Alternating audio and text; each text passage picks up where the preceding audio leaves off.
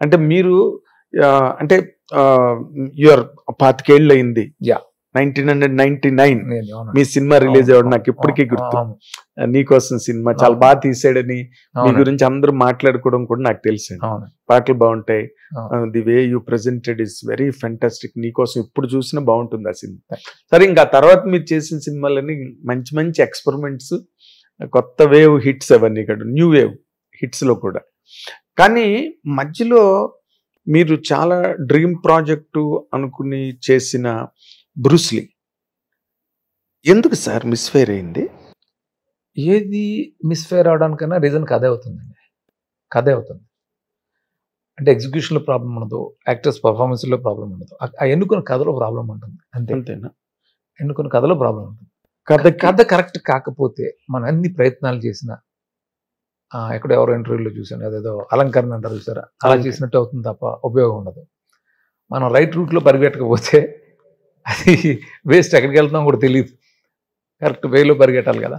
అంటే కథలో లోపమైనా అసలు రామ్ చరణ్ గారు ఆ కథకి సూట్ అవ్వకపోవడం, లేకపోతే మీరు ఆయన హ్యాండిల్ చేయలేకపోవడం. ఫాంటాస్టిక్ పర్ఫార్మెన్స్ ఆయన చేశాడు. అంటే మీరు కరెక్ట్ గా హ్యాండిల్ చేయలేకపోయినా అది కదా, కథే కథే కథే కథే కారణం అవుతుంది.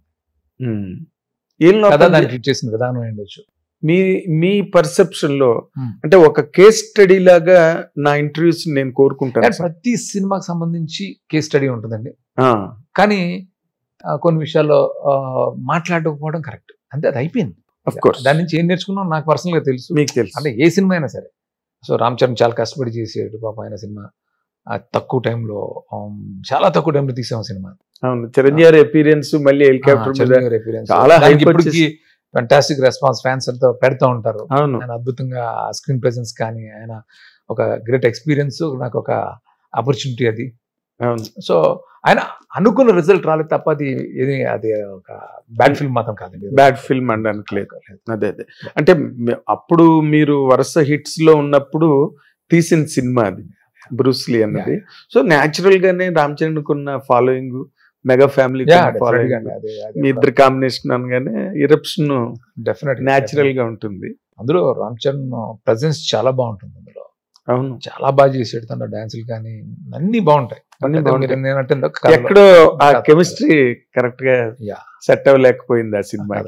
తర్వాత మళ్ళీ మీరు రామ్ చరణ్ గారితో మళ్ళీ కాంబినేషన్ అనుకున్న అవకాశం, సందర్భం రాలేదండి? ఇప్పుడు ఇక్కడ ఏదైనా జరగవచ్చు, ఎనీ టైం ఏదైనా జరగవచ్చు. నాకు ఎప్పుడు రామ్ చరణ్ అంటే చాలా మంచి అంటే తను మలుచుకున్న విధానం కానీ, తన డిసిప్లిన్ కానీ, యాక్టర్గా తను ఎవాల్వ్ అయిన విధానం కానీ నాకు చాలా ఇష్టం. అతని వాయిస్ ఇవన్నీ చాలా ఇష్టం నాకు.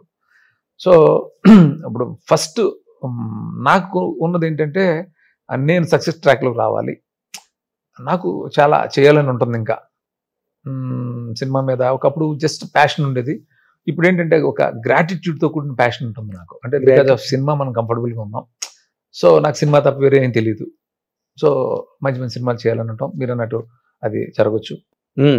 ఎందుకంటే ఇప్పుడు మీలాంటి క్రియేటివ్ డైరెక్టర్స్ ఒక స్క్రిప్ట్ పట్టుకెళ్ళడం అన్నది అది ఇండస్ట్రీకే ఒక ఆపర్చునిటీ అండి. అంటే మీలాంటి వాళ్ళు ఒక మంచి స్క్రిప్ట్ పట్టుకున్నారనుకోండి, అది ఆపర్చునిటీ ఇండస్ట్రీకి. మనం ఒకటి నేను అర్థం చేసుకుంది ఏంటంటే అండి, హిట్స్ ఫెయిల్యూర్స్ అన్నీ నాకు తెలుసు కాబట్టి, చూశాను కాబట్టి, మెయిన్ కథ విషయంలో చాలా జాగ్రత్తగా ఉండాలి. అది కరెక్ట్గా ఉంటే కనుక మిగతా డెఫినెట్గా ఆబ్వియస్గా అప్డేట్ అవుతూనే ఉంటాం, బాగానే చేస్తాం మనం. ఆ కాన్ఫిడెన్స్ నాకు ఎప్పుడూ ఉంది. ప్రజెంటేషన్ కానీ, మేకింగ్ కానీ ఇవన్నీ నేను ఎనీ డే నాకు ఎలాంటి కండిషన్స్లో అయినా బాగా తీస్తానన్న కాన్ఫిడెన్స్ నాకు ఉంది. కథలను బాగా సెట్ చేసుకోవడం అనేది ఇంపార్టెంట్. అది నేను బాగా రియలైజ్ అయ్యాను.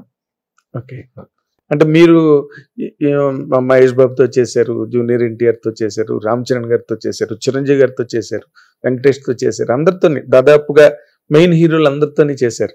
మీరు